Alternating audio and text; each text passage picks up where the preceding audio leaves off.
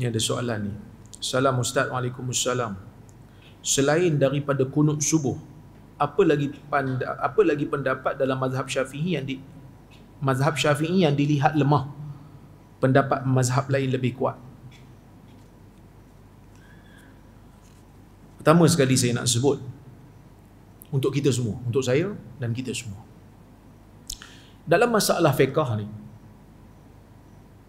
banyak benda yang ulama berbeza pendapat, ruangnya ruang ijtihadi. Apa maksud ruang ijtihadi? Ruang ijtihadi ni ruang yang mana ulama-ulama telah menggunakan kemampuan mereka semampu mungkin untuk menggarap dan merumuskan hukum Allah dan Rasulnya semampu mungkin mereka. Sebab itu bila kita sebut ijtihad, apa dia? Ijtihad ni kita menumpahkan segala kemampuan yang kita ada untuk faham kalam Allah dan kalam Rasul. Itu dulu kita kena tahu. Jadi bila mana ruang itu ada ruang ijtihad, dia bukan masalah qat'i. Kalau katalah masalah qat'i, Allah Ta'ala kata la taqrabu zina, kamu jangan hampiri zina, zina tu haram dengan sepakat ulama, ijma'.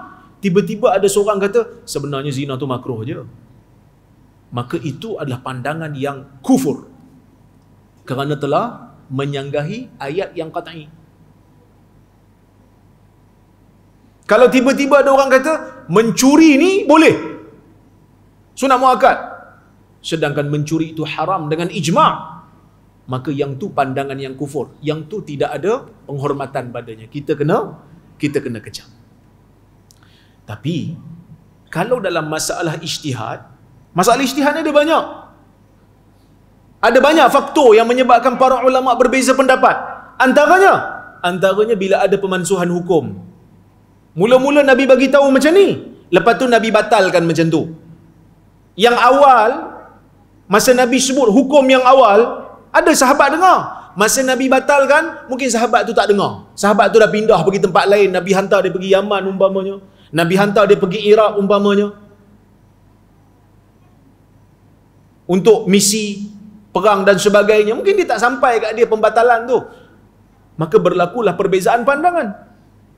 Boleh jadi perbezaan pandangan tu sebab perbezaan dalam penilaian hadis. Sebab apa? Sebab hadis ni kita nak nilai melihat kepada perawi. Tu first step. Sama macam kita bila orang datang bawa berita, dia akan tengok dulu siapa yang bawa cerita ni. Kalau yang bawa cerita ni orang yang memang terkenal sebagai orang yang tak cermat dalam bawa cerita, kita pun akan hati-hati. Nanti dulu hang dulu bawa cerita tak betul pun, ataupun dia kaki bohong, memang kita tak terima. Dan jalur hadis yang lain untuk jalur yang lain bagi hadis yang sama tak sampai kat dia, maka dia kena hukumlah dhaif. Sedangkan ada jalur lain cuma tak sampai kat dia, maka dia tak boleh katalah sahih. Tak tahu. Kan? Tak tahu. Cuma bila kita di zaman kemudian ni, rujukan banyak, kita dah baca, kita tengok betul belah sini, kita boleh ambil lah pandangan ni. Pandangan tu kita anggap lemah lah, sebab dia tak cukup pada zaman dia. Boleh jadi juga perbezaan disebabkan penilaian terhadap seorang perawi itu berbeza. Tuan-tuan, perawi ni manusia, yang menilai dia pun manusia. Jadi yang menilai ini berdasarkan apa yang dia tahu. Dia tengok bagus, jaga solat, cakap elok, maruah terjaga, dia kata riwayat dia okey. Tapi orang yang sezaman dengan dia, yang duduk satu negeri dengan dia, yang bersama dengan dia, tahu dia ni bermasalah. Seperti Muhammad bin Humaid Ar-Razi, dihukum oleh sebahagian ulama jarh wa ta'dil sebagai perawi yang diterima riwayatnya. Tapi orang yang senegara, senegeri dengan dia, daripada rai, menghukum dia sebagai perawi yang lemah. Maka kita yang datang kemudian, kita boleh buat perbandingan. Sama seperti Ibrahim bin Abi Yahya, Imam Syafi'i terima. Ibn Abi Yahya, Imam Syafi'i terima. Ulama-ulama hadis yang lain tolak kerana perbezaan pandangan terhadap penilaian. Dan kadang-kadang perbezaan pandangan tu disebabkan oleh cara faham yang berbeza. Cara faham yang berbeza. Macam mana cara faham beza? Contoh.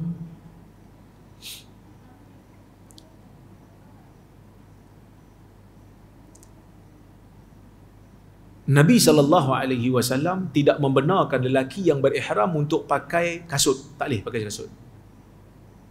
Nabi tak bagi pakai khuf. Kasut tak boleh pakai, khuf tak boleh pakai. Nabi suruh pakai rida, izar. Kain yang tak berjahit lah. Tutup kepala pun tak boleh. Nampak Bila Nabi tak bagi pakai khuf, Nabi ditanya oleh sahabat, "Ya Rasulullah, kalau orang tu tak ada slipper, dia cuma ada khuf, macam mana dia nak buat?" Maka Nabi jawablah. Nabi kata, kalau dia tak jumpa slipper, dia boleh pakai khuf. Cuma dia kena potong bawah daripada buku lali khuf tu. Maksudnya Nabi kata dalam hadis tu, man lam yajidin na'lain, siapa yang tak jumpa slipper, maka boleh pakai khuf, tapi kena potong bawah buku lali. Baru boleh pakai. Hukum ni faham tak? Hukum ni faham. Maksudnya siapa tak ada slipper, boleh pakai khuf, tapi kena potong bawah pada buku lali. Itu semua terima. Tapi bila pergi kepada isu yang satu lagi, siapa yang ada slipper tapi nak pakai khuf, potong bawah buku lali, boleh tak boleh?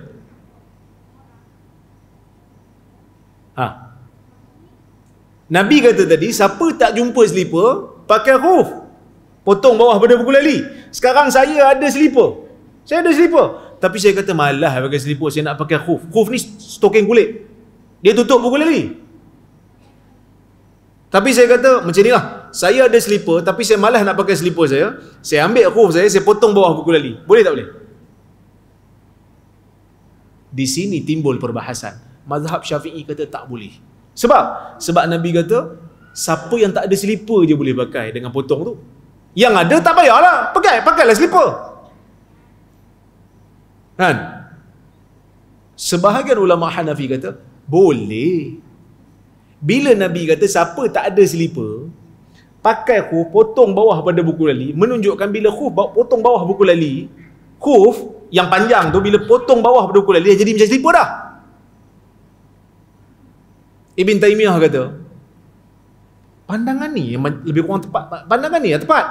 Kalau tuan-tuan nak ikut mazhab Syafi'i ke nak ikut sebahagian Hanafi?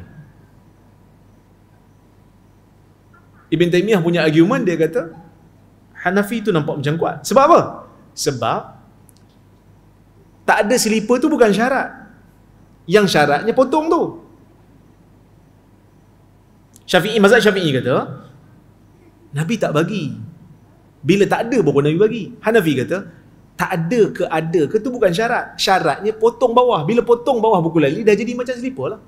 Dah tu kenapa Nabi ikat dengan tak ada slipper?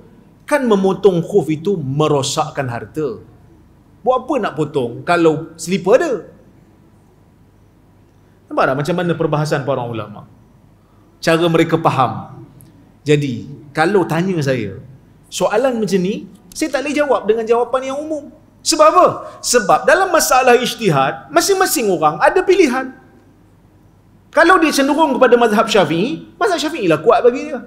Cuba tanya orang yang belajar mazhab Syafi'i. Dia akan katalah, dalam isu ni pandangan mazhab Syafi'i lebih kuat daripada mazhab lain. Kita boleh kata dia salah? Tak boleh. Sebab isu ni memang daripada awal isu ijtihad. Kalau tanya pendapat saya, dalam masalah ni saya rasa Hanbali betul. Adakah semestinya mazhab Syafi'i lemah dalam masalah tu? Bagi saya, iyalah. Bukan kerana saya hebat daripada Imam Syafi'i, tapi kerana penilaian saya nampak Hanbali lebih kuat. Tapi boleh jadi tak orang lain nilai Hanbali lemah? Boleh. Boleh. Jadi, dalam isu-isu yang seperti ini, nasihat saya lah, kita berlapang dada. Kita ambil pandangan yang kita rasa tepat. Dia macam Imam Syafi'i katalah, ra'yi sawab wa yahtamilul khata' wa ra'yu ghairi khata' wa yahtamilus sawab. Pandangan aku betul, tapi boleh jadi salah. Pandangan orang lain bagi aku salah, tapi boleh jadi betul. Dia kadang-kadang ada orang, dia tak boleh dengar perkataan bagi saya pendapat ni kurang tepat. Dia kata, tengok, asyik nak salahkan orang aja. Dia je betul. Lah, dalam agama ni memanglah kita kena buat benda yang kita rasa betul. Kan? Tuan-tuan pernah tak beramal dengan satu amalan, bagi saya amalan ni salah tapi saya buat juga lah. Pernah? Mestilah kita kata pandangan yang saya buat ni, amalan yang saya buat ni, saya anggap betul sebab tu saya buat. Sebab saya nak persembahkan pada Allah Azza wa Jal. Saya nak dapat pahala. Takkan benda salah kita nak buat juga. Benda ni bagi saya tak ada pahala pun saya buat juga. Kan pelik tu. Mengatakan pandangan kita betul, pandangan orang lain salah, tak salah. Yang salah apa dia? Yang salah paksa orang untuk ikut pandangan kita dalam masalah ijtihadi, dalam masalah khilaf muktabar. Itu salah. Saya selalu tekan benda tu. Mengatakan pandangan kita tepat. Pada penilaian saya, pandangan saya tepat. Pandangan tu kurang tepat. Tu tak salah. Tapi yang salah, kita paksa orang. Hang kena ikut aku. Itu salah. Tak boleh paksa orang. Setiap orang ada pandangan dia, ada guru dia, ada mazhab dia. Sebab itu Imam Malik tak setuju bila khalifah nak ambil kitab dia sebagai rujukan utama dalam hadis. Muwatta' tu, zaman khalifah pada masa tu nak digantung di Kaabah. Dia kata tak boleh. Setiap negeri ada ilmuan-ilmuannya. Nanti kita paksa orang tak boleh. Jadi tuan-tuan, itu sedikit yang boleh saya sampaikan pada malam ni. InsyaAllah kita sambung di lain masa.